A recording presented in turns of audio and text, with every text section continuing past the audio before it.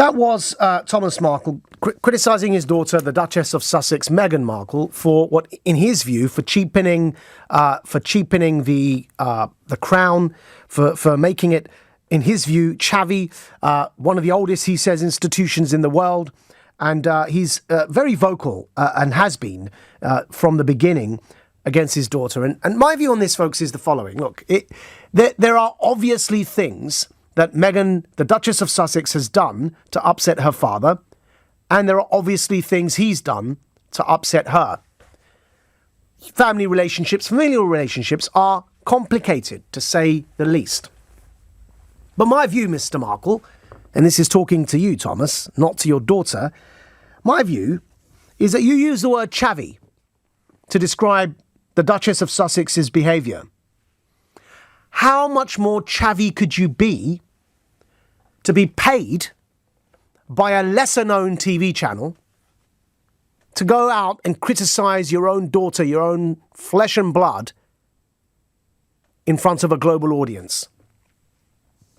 How much more Walmart could you get than to be a father that turns against his own daughter in public, no matter what she's done? I'm a father.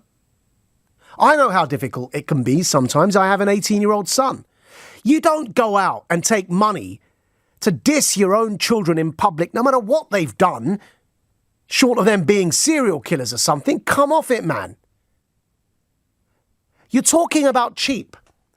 I'll tell you what's cheap. It's cheap to be paid by Channel 5 to go out and criticise your own flesh and blood, your daughter. I'll tell you what's chavvy. It's chavvy to take money to turn against your family in public like this for a reality TV style, Donald Trump style performance before the nation and the world. I'll tell you what's the oldest institution in the world.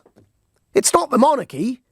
The oldest institution in the world, older than the firm that is known, than the family that is known as the firm, is the family per se. And you, as a father, had a duty. You had a duty to stand by your daughter no matter what she did. And as I say, short of committing some form of crime, I don't doubt that she's done something in her personal life to upset you and probably done something wrong. But isn't it the job of a father to nurture and care for his children? Isn't it the job of a father to stand by them during difficult times and not to put them down in public, no matter what they've done? And listen, I speak as somebody that's been through the wars, right?